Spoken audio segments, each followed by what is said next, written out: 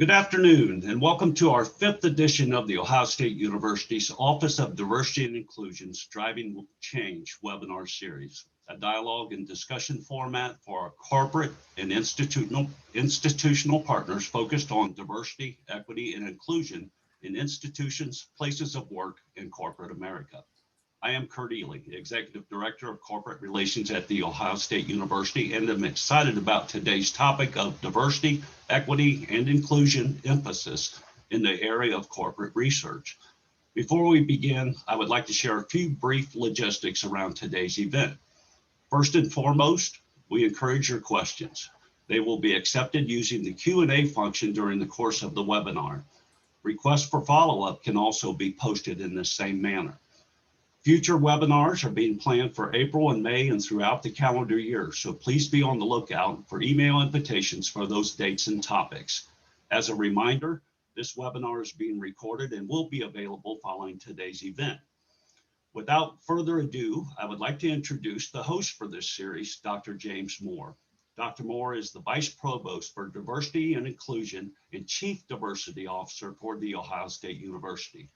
Dr. Moore will introduce today's esteemed panelists who will expertly address the topic of diversity, equity, and inclusion emphasis in the area of corporate research.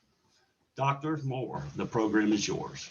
Thank you, Kurt. It's a pleasure to work with you in corporate relations and putting on this series. We have a treat for our audience. This is the fifth webinar as a part of the series. But I would be remiss if I didn't take this time to say, let us all recognize Women's Month history. I have the pleasure and honor to be able to engage three very intelligent, very accomplished, very inspiring women today. And I am going to be the token today because they're going to do most of the talking, because we're going to glean from their excellence and their knowledge. I can promise the audience that it will be infectious.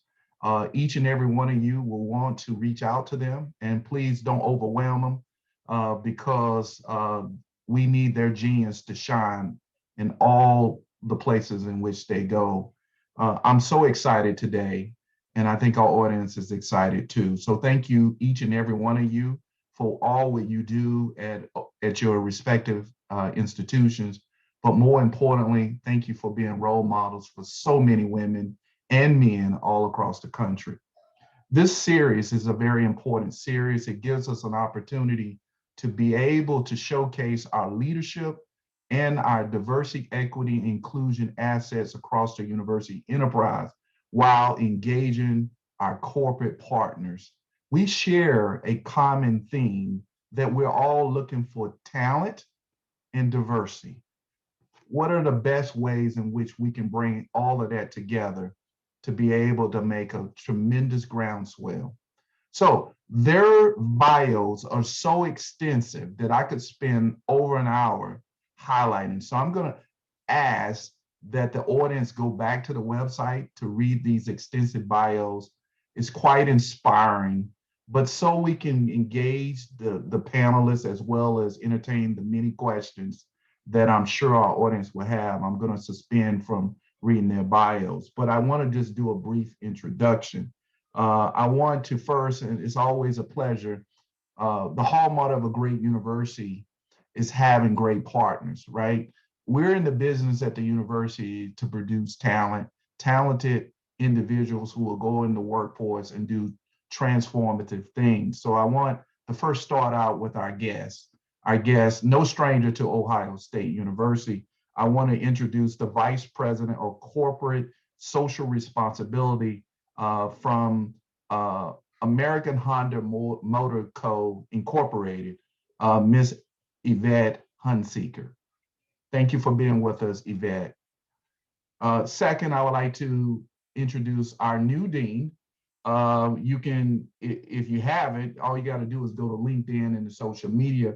Seem like every other feed that I see her picture, and we're very delighted that she's here. The new dean of the College of Engineering, Dr. Iyana Howard. Thank you, Dr. Howard, Dean Howard, for being with us today. Thank you. It's going to be exciting. I'm just going to interrupt because I'm an academic. Thank you. Right. And certainly not least, but certainly last, I want to introduce a colleague that I had the pleasure to work with closely at the National Science Foundation when I was a program director, Dr. Grace Wong. And she has a very long title, so that just means she got a lot of work to do for us at Ohio State. She's the Executive Vice President for Research, Innovation, and Knowledge Enterprise. So she's going to help us take the university to a place that we've never been. But each and every one of our panelists, I would imagine, will serve a role to make our beloved Ohio a stronger place, a more desirable place where we can do some amazing things.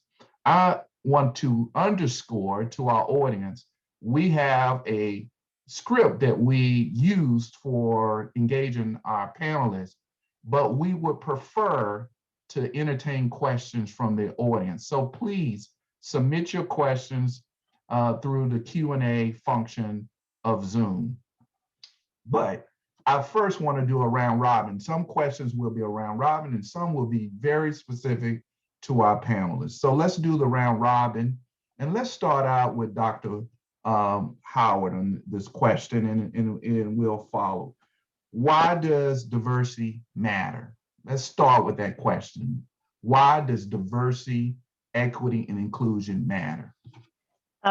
Which is an interesting question because to even ask says something, right? So one of the things I think is that, and I will call it inclusiveness, it's actually the start of anything and everything, especially when you're talking about engineering. And so why it matters is, I'm truly of the belief that you fail when you don't include it from the get-go. Right? Your solution might last a year, might last 2 years, but it's going to fail. And so really thinking about the diverse experiences as we design solutions, thinking about the fact that our lived experiences provide value in anything we build and design. And so it's a fundamental pillar. It's just like you have the theories, you have the equations, you have the classes, and this whole aspect of diversity is a pillar of anything that's great. It's about greatness. Thank you. Yvette, why does diversity, equity, inclusion matter at a place like Honda? Innovation is why it matters. Firmly believe that creativity and innovation happens at the intersection of differing thoughts or opinions. So as Dr. Howard mentioned, right, creativity, longevity of creation, design, intersection of differences. So that's why it's important. Thank you. Dr. Wong, why does diversity, equity, inclusion matter? Now I'm going to repeat my colleagues here, and it's true. I think the diversity is truly the fundamental of excellence. It's the diversity of mind, the diversity of background, expertise. That's really the essential component of why we can be innovative and creative. So in the higher ed and also in the society, that's a fundamental factor. I also think that diversity, inclusion, and also equity is important, particularly at this day and age, because of the competency. We really need to continue to build our competency, and by not tapping into all the talent we have in our community, in our society, we're literally leaving out the opportunities that we can tap into. So that's really important. It's getting even more critical moving forward. So I always say the diversity is not something good to have. It's something that we must have. Thank you so much. Right now, our country, well, the world, as a result of George Floyd, went inward to begin to do some deep reflecting about some of the many inequities that we see all across the United States and beyond, because there was an outcry as a result of George Floyd, not only in the United States, but we began to see it in all parts of the world, in Europe and Asia. It resonated with so many people. Tell me, how has George Floyd, from where you sit in the work you do, in the institutions you have worked, in the current institution where you work, how has George Floyd impacted the discourse, the exchange, policies, processes at your respective places. We'll start with you, Yvette. As unfortunate it was, I'll say it was opportunity. It gave us the opportunity to revisit the processes that we were evaluating internally. And it also gave us an opportunity to sit with our associates to just understand how they were feeling, what they were thinking, and get their input once again to ensure that the initiatives we were working on were aligned to what their needs were and what society's needs were. So based on those conversations and that opportunity, we have been able to accelerate some business themes we already had in place. We identified new work that we needed to focus on. So again, opportunity. Thank you. Dr. Wong. And so, of course, that was very sad. And together with not only the George Floyd, many other events related to that, I do think beyond the anger and also many of the discussions that has stimulated among across the entire nation, it does actually this time start calling for action. I truly think we have been talking about the diversity, equity, and inclusion for too long. We have to take actions, and actually, this is the name of this today's discussion, right? Driving change. We have to take actions, no matter big or small. Start drive changes. It takes culture change. It takes a village to make sure that we can truly lead the change here. So I do think, in some way, the George Floyd event, as sad as it was, it actually helps to bring this to the top priority. Thank you. Dr. Wong, I'm going to add to that. There was an awareness or awakening, right? I have heard the conversation. We've been having this conversation way too long, but I also wanted to add, it also raised awareness, which also, as you've seen and continues today, broader support. And you use that word awakening. I think that's what it was. I identify as a Black female. And, throughout our history, I mean, back from Florida and the shooting of Trayvon Martin, these things have happened in our community. And I remember when it happened, I was like, oh, here we go again. And this was the first time that I saw, I mean, everyone, if you were human, right? It wasn't if you were a Black human or a brown human or a female. It was if you were human, you basically said, you know what, let's reset, let's pause, and let's think about it. I know this is the first time I saw corporate America coming to the university and saying, hey, we've been trying to do this diversity thing, talk to us. What are we doing wrong? It was the first time I saw civil liberty groups coming and working with government and saying, look, we need to figure out things in terms of making the community stronger. It's the first time. And so I think one of the things that it provided me was hope. And I think it provided a lot of us like hope that there is a better future. Well, thank you for sharing that. And I can certainly feel the commitment and the passion that you all bring to bear in this topic. But we share a connection, and that connection is Ohio State in some way. And some of us, Ohio State now pay our bills, right? And in another way, from Yvette, Honda decided to partner with Ohio State. I'm just curious, and because I think we have people who are interested, because we have a new president, a new vision, and it's creating kind of a groundswell that people are interested in what's going on at Ohio State. That's the rich tradition of Ohio State University. So, Dr. Howard, you were at Georgia Tech, all right? And, I'm alum of Virginia Tech when we used to think no one could compete with us in engineering except Georgia Tech, and then you have to go all the way to MIT. I mean, that's how we thought about at Virginia Tech. You left a very prestigious engineering institution, and people want to know, how the heck did we get you? What did you see in our beloved Ohio State that where you can realize your vision, your leadership acumen?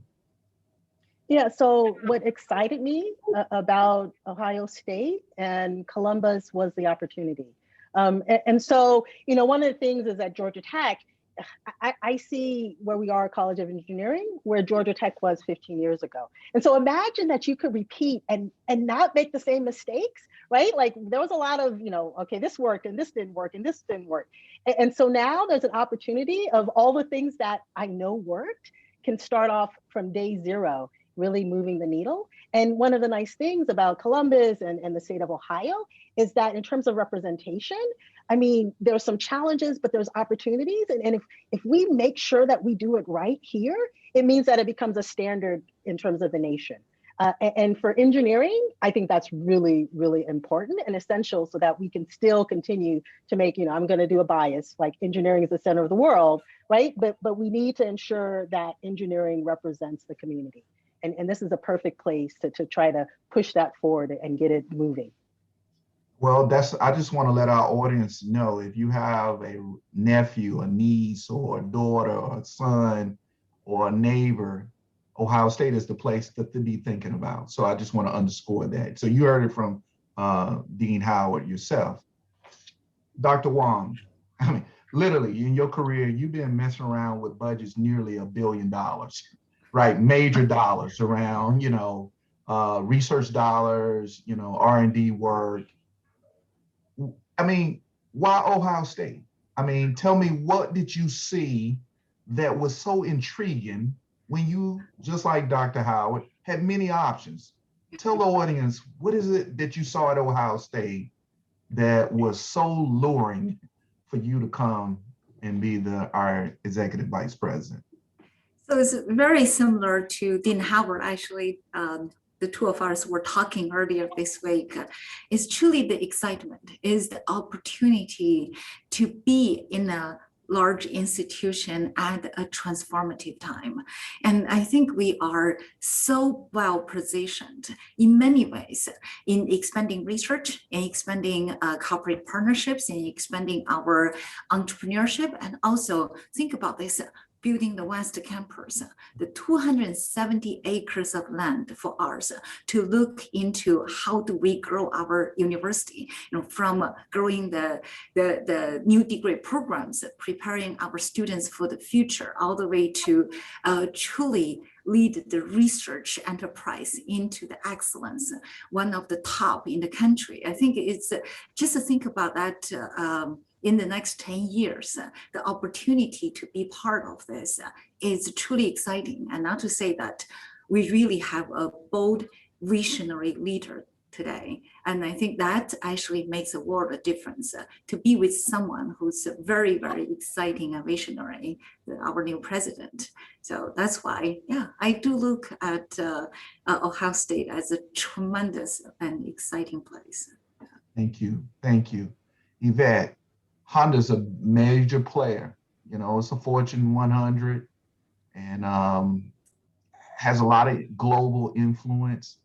And you have a lot of vendors, if you will, other universities that you connect with. But why Ohio State? I mean, because I think it's important for people. There are people right now not, they're still looking at us kind of leery. Do we want to connect with Ohio State? Tell us why a company that you work for partnered with Ohio State from the very beginning. What are you getting out of this relationship?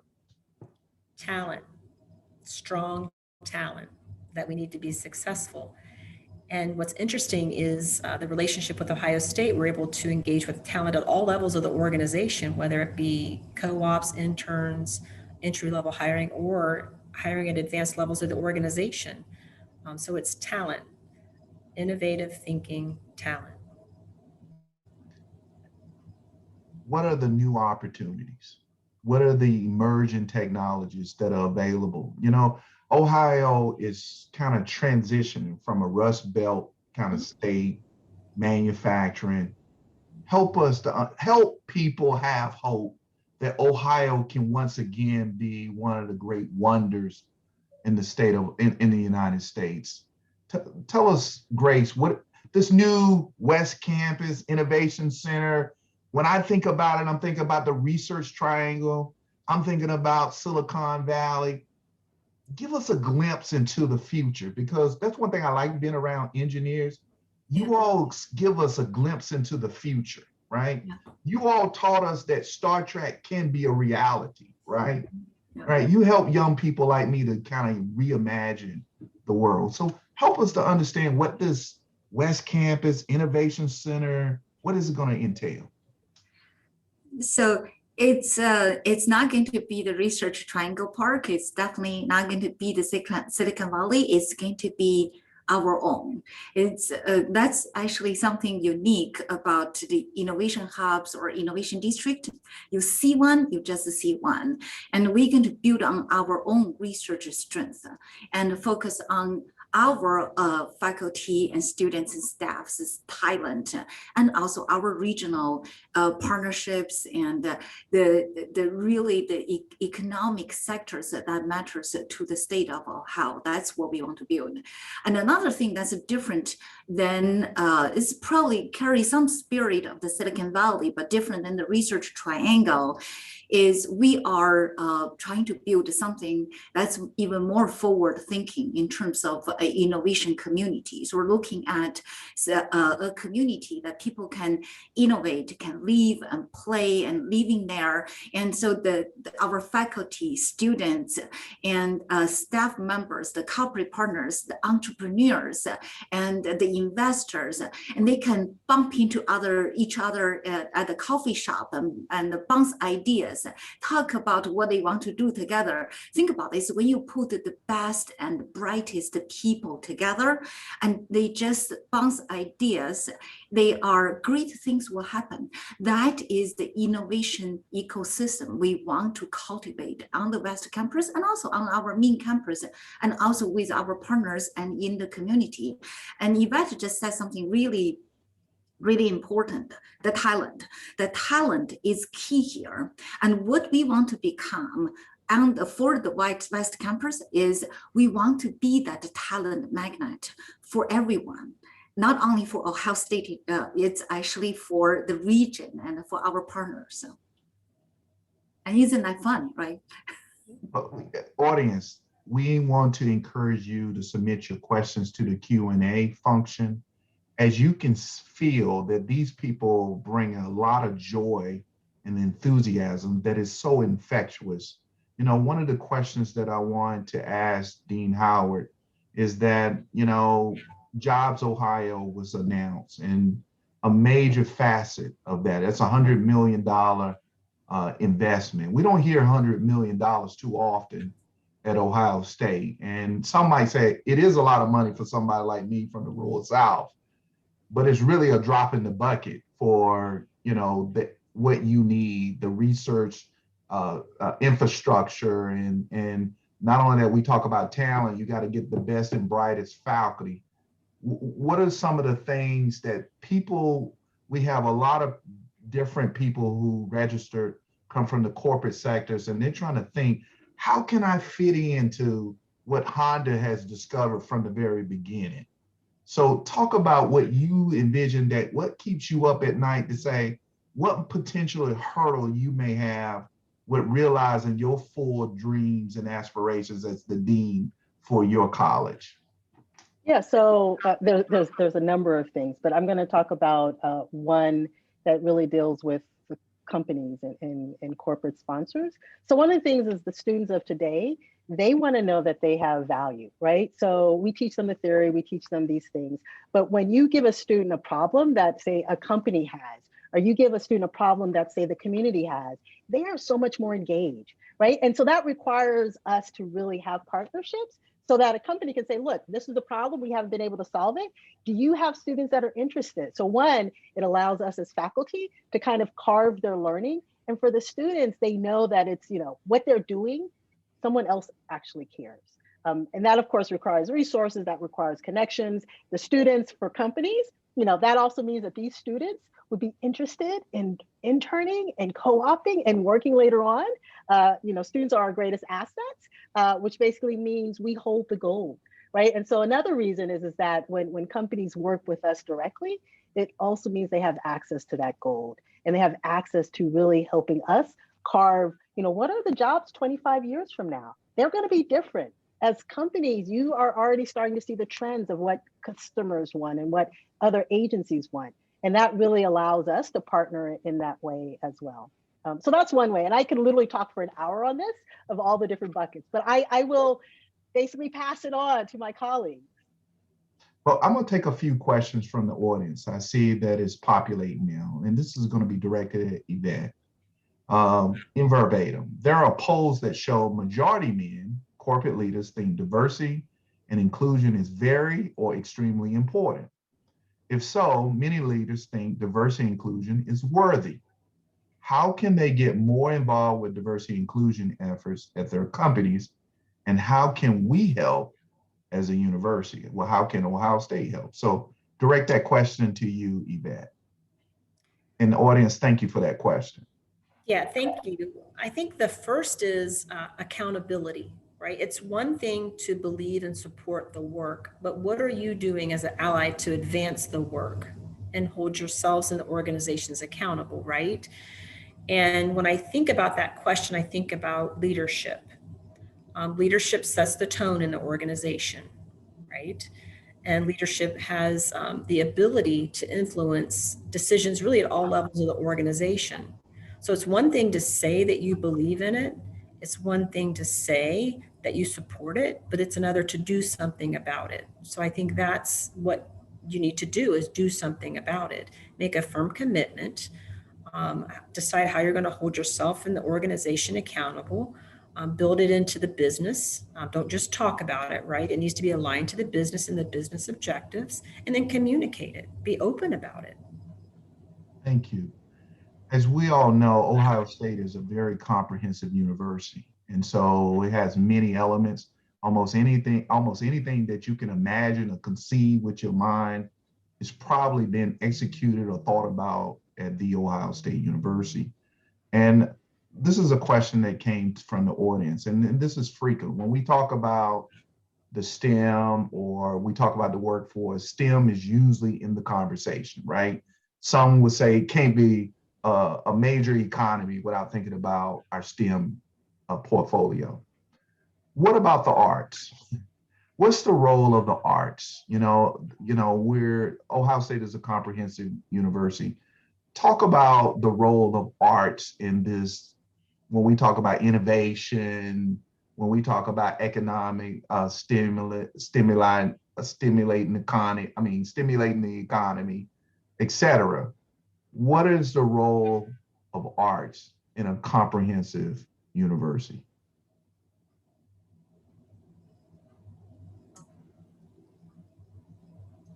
I can take that question. Sure. Yeah. So I actually think we are at a time of opportunities, not only with art, it's also with the humanities, with the social sciences. And just to think about, and Dean Howard is here, and Yvette, I know you also have background in engineering, is just think about the evolution of just engineering as a field, right? Talking about STEM. It starts at the beginning. It's very fully integrated with art. To think about a lot of it start with civil engineering. So over 150 years ago, a lot of art, architecture at the beginning. And then as we continue to learn about the principles of the world, the physics, apply the physics into the engineering, eventually we really have a drive the advances of engineering as a field, as a very broad field, tremendously. But at the same time, we lost that art, that part of the spirit. And I do think we are coming back to that. Just to think about what we are doing right now in the human engineering interface. When we talk about the design thinking engineering, in many, many ways, it's not about engineering centric. I really think is how do we truly enable the research and also the education that has no boundaries.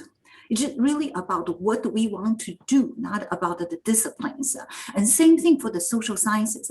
We are at the time that we are facing so many societal challenges, and we need social science innovations and social science breakthroughs. So I think we are at a tremendous juncture that if we do it right as a university and look at the cross colleges and cross disciplinary collaborations, we have tremendous opportunities to lead and also, of course, to be impactful.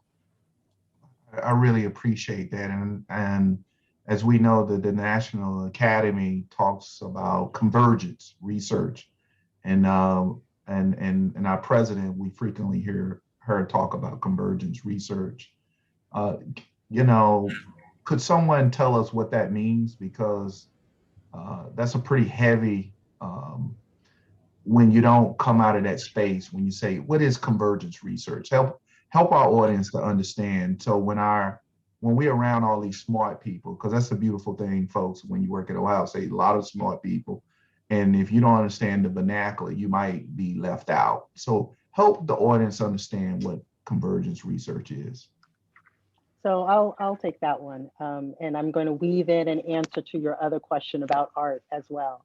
And so an example of typically convergent research is where you take different disciplines that work together to create a solution.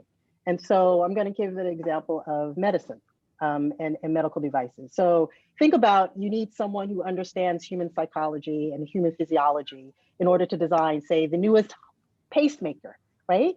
But maybe you want to make the pacemaker so that it can adapt based on age. Maybe you want to make the pacemaker so that if someone is running really hard, it has a different type of flow versus just sitting in a chair. Well, then that might require you to integrate artificial intelligence, which then is a different discipline in terms of computer science, right? So you kind of bring those together. Now, what happens? Do you make a pacemaker that's like the size of a man's heart? Or do you make it the size of a child's heart? What is the design of it so that actually fixes the cavity, right? And so that's this artistic expression, because if you give someone just an engineering functional, it'll work, but it may be a bit ugly. It may be difficult to work with in terms of the doctor. And so then you have to have this aspect of understanding the artistic expression, the design in terms of this device. So that's medicine, computer science, and art, just to create something you're like, a heart pacemaker, we've been doing this for years, but not the pacemakers of the future. So that would be an example. I really appreciate that. And, Yvette, you talked about, you recruit diverse talent, and Ohio State is hopefully one of your preferred vendors for recruiting that talent. Increasingly, our students, they're more educated about who they work for than probably previous generations. And they'll go look at this kinds of investments and they're more, to some degree, they're very social conscious about the companies that they work for. And not only that, they tend to be more fluid. They don't think like my parents and grandparents that they're going to work at the same place for 30 years. And so tell me, someone who's interested in working for Honda, and they're really interested in their DE&I efforts, tell me about some of those assets that you have at Honda as it relates to affirming, as well as valuing in terms of demonstrative policies, behaviors, et cetera, diversity, equity, inclusion. Well, Honda as a company has a rich and deep philosophy. And the foundation, that's respect for the individual. So really the work of inclusion and diversity aligns with our philosophy. So when you talk about the work of the Office of Inclusion and Diversity, our role is ensuring equity. That's our role. We work right alongside the business, the same as, quality and other delivery in other areas of the business. We have commitment from the top of the organization. Actually, our COO chairs our steering committee. We do have a commitment to leadership, senior leadership. We've established clear accountability, looking at diverse representation at every level of the organization. We have a strategy with an emphasis on our company's long-term sustainability. Where we tend to be a little humble as a company is communication, but we understand the of society and current employees and future employees understanding who we are as an organization. So we are building a broader and more open communication strategy to ensure that people understand who we are as a company. But most importantly, we know that to be successful, success requires the inclusion of diverse perspectives at all levels of the organization with a firm commitment. So we are the company that they would want to work for. Well, we want to hear that, and we, as many jobs that you all create, I'm sure that we could fill those jobs. I'm sure Dean Howard and as well as Dr. Wong, they will make sure that you have the talent pool that you need. Can I add to that though? Sure. It's the ability to dream, right? It's one thing to take a job with an organization and have an assigned function, but we dare our employees to dream. So that's one thing I need to say about Honda. I've been here 32 years, and I shared with this group earlier in the week that I started out in production as a welding associate. My dream was to work in human resources, associate relations. I've grown from a production associate to a vice president of the organization. So dreams do come true at Honda. If we have any students, hear that. You can become what you want to become. And so Honda makes a lot of investments, philanthropic, R&D investments. Let's talk about a few of the DE&I investments. And it could be either at Ohio State or another institution that you feel very proud of. I feel proud of everything we do as Okay. Honda. But from the corporate social responsibility, when I look at the aggregate spend, our number one spends in education, followed by community. So that's important to us, right? Have a sustainable workforce. We invest in youth's future, whether they're going to be an employee of Honda, a customer, or just a friend of Honda, right? We believe in everyone's long-term success. So from the CSR, I can name, relationships that we have, such as Ohio State, but I think it's important for everyone to know our largest investment is education, followed by community. And by the way, I want to say personally, thank you, because you all invest in our Lewis Stokes Alliance for Minority Participation Program, and it means the world to me, as well as the students who benefit from those investments. I got to come back to you because I'm trying to get through these questions because I want to make sure we feel the appetite of our audience.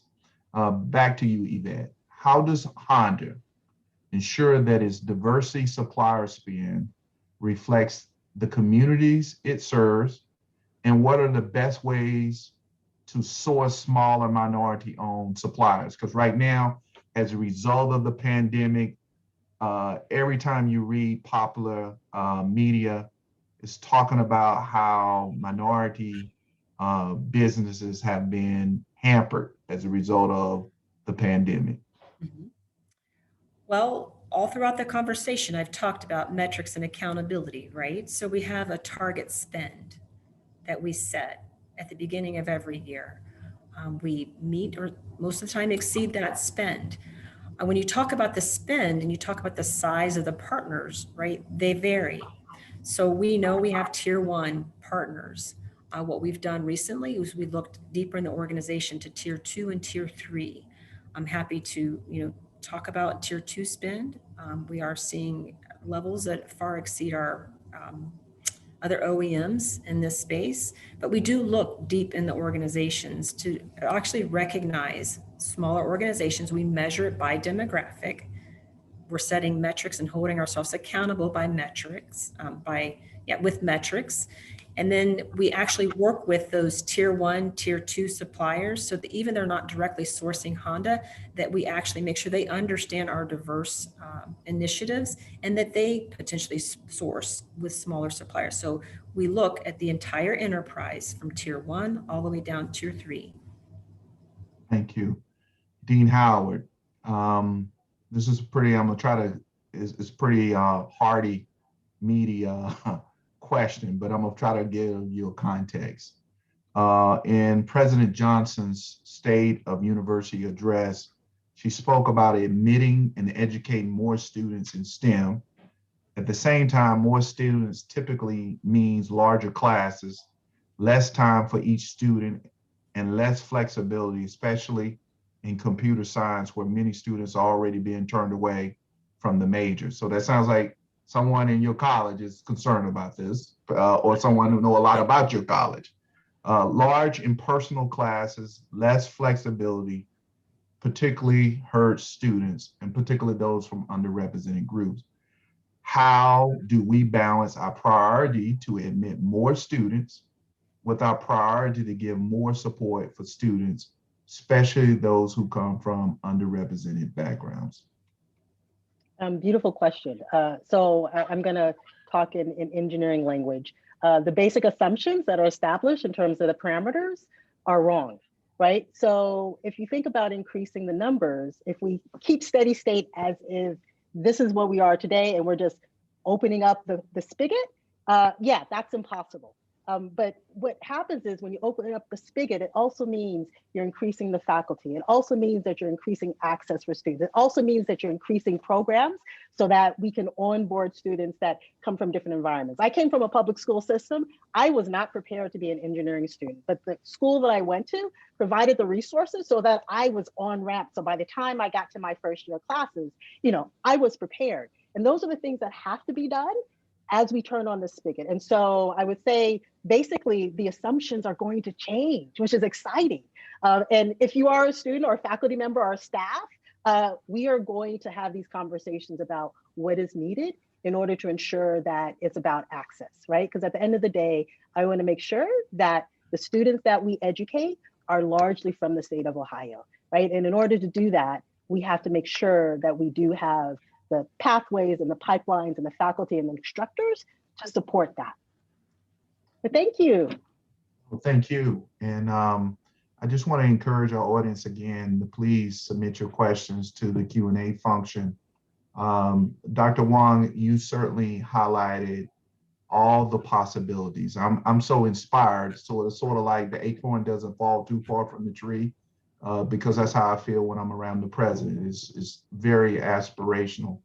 Talk a little bit about the challenges that you've been confronted, because sometimes, we're going to talk out loud, if you will, because I'm sure we got some people who registered and they're ready to sign up and be an ambassador, whether given their time, their talent, or their treasure, the Buckeye way. So tell us what some of the challenges that you think you're going to be, confronted, and nothing because of the institution, but what are some of those challenges for you realizing some of the charges that I'm sure the president has outlined for you?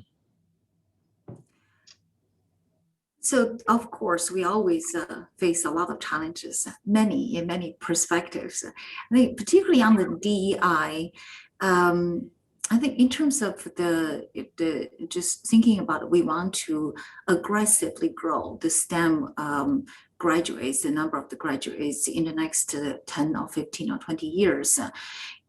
The question here is, we just really need to schedule those students now. It's not, they are in the middle school, in elementary school, in high school, and that's tremendous challenge. I have to say, it's in a large scale, and just think about how do we make sure we stimulate the interest and also give the exposure. I mean, we actually, Dr. Moore and I, as he said, we worked closely together years ago, and we spent a lot of time talking about the diversity issues in engineering education, which has been a long, stubborn issue. It's just really very, very challenging, and in many of the fields, we almost never moved the needle in the last 3 decades. And you look at the number, just look at the percentage. We didn't really move the needle. 3 decades of trying different programs and putting out different initiatives and invest a lot effort, and we talk about it. So I do think it's time to look at this and think it's actually not wise to keep repeating what we have done before. So we have to really think about what would be scalable, and also what can make tangible changes. So I think that's probably the top challenge we are looking at. And of course, as it comes together with that is the diversity and among our faculty members. We really need to make sure we continue to increase the diversity of our faculty. And it's the same thing. It's just we have to really think about how do we make tangible changes. You know, I'm going to pitch this question. This will be my last, and then I'll do a little last prevailing thoughts that you all may have. Dean Howard, I know you do a lot of work in computing and artificial intelligence. So this question seems like it would fit nicely for you. How can you or in your college help to address bias issues in facial recognition algorithms that may lead to arrests of innocent people with darker skin? So loaded question, but anyway. Well, it's not, because that's actually my research. So in my research, I actually look at bias in artificial intelligence that links facial recognition, language bias as well.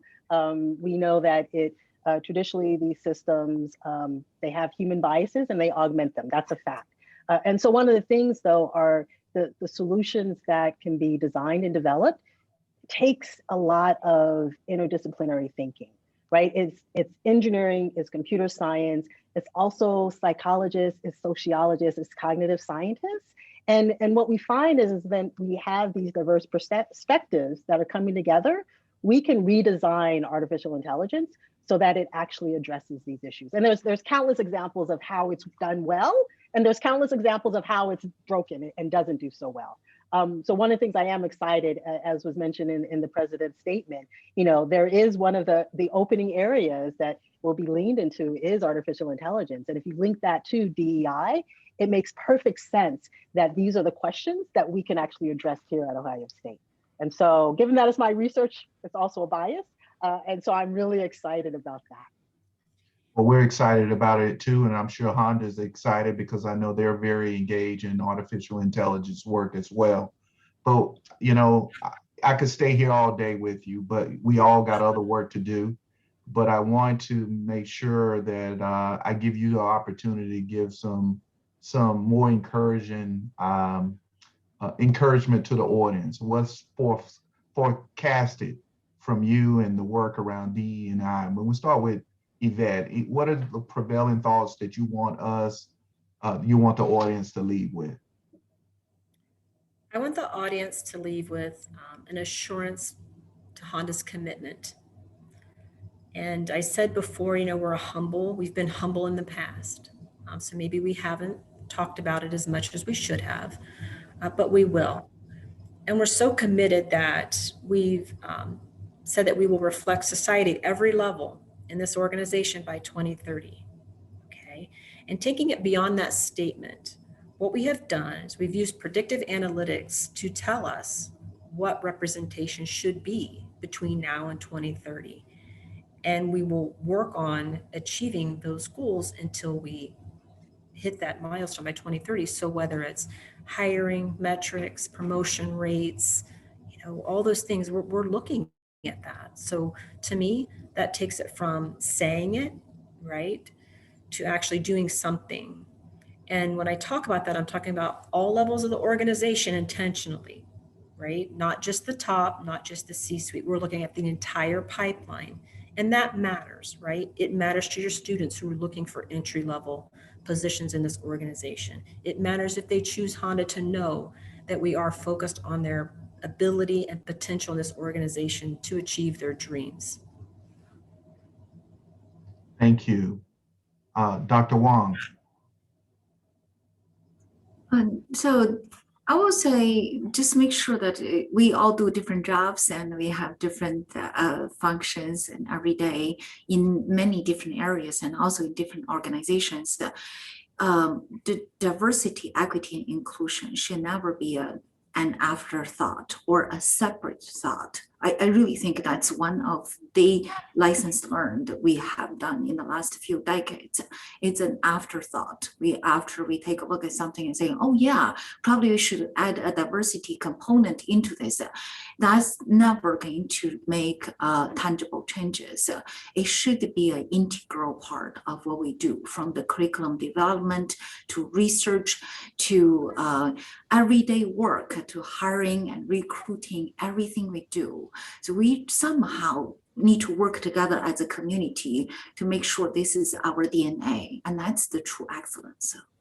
Thank you. Dean Howard. I guess what I want to say is that I am extremely hopeful, right? I will say that even a year ago, for us, those of us who have been in this DEI space, right? It just, we were always making small wins, right? But it always took so much effort, even for those small wins, but they were small wins. And I will tell you, within the last year, the delta is so much more positive, right? It's like, I can actually see that things are changing in real time. And so I think that provides a lot of us hope. I think that the changes that will come and the changes that are currently going on will last. We won't have a reversal. And it's the first time I will say that I am extremely, extremely hopeful. And I believe that people are actually working on this together, and not just separate, but really together, in terms of ensuring that this is good for everyone. This has been a sealing moment for me to be able to spend quality time with you, and I'm sure our audience feel the same way. I would be remiss if I didn't highlight some other assets. You know, I too am hopeful. That's why I remain vigilant in my quest to help make the institution even more inclusive than what it is. Not suggesting it's not already, but to be a Buckeye means to take things to another level. That's why we have the, when I don't say the, people who don't have the connection to the institution, they understand the potency of the institution, but it's only bricks and mortar, but it's the wonderful outcomes of our students, our alumni. They take the institution much further than we can even ever conceive. And so even in the midst of our pandemic, I like to say our Office of Diversity and Inclusion is one of the largest, oldest, and most comprehensive in the United States. And even last semester, we had over 2,500 students who made the Dean's List. That's the kind of excellence that we have at The Ohio State University. The university has only had 9 Rhodes Scholars, and 2 of those 9 come out of our office. I want the audience to know, when you say diversity, equity, inclusion, it does not mean we're lowering the bar. It just means that we're elevating the bar. And so I believe somehow our institution can be the premier installation for talent and diversity. And we stand ready. I stand ready to collaborate with each and every one of you to realize your dreams and aspirations. And I believe that there's some mutually beneficial collaborations that we can help realize these things. Thank you. I encourage the audience to stay tuned for our next series. And now I'm going to give the floor to Mr. Kurt Ely.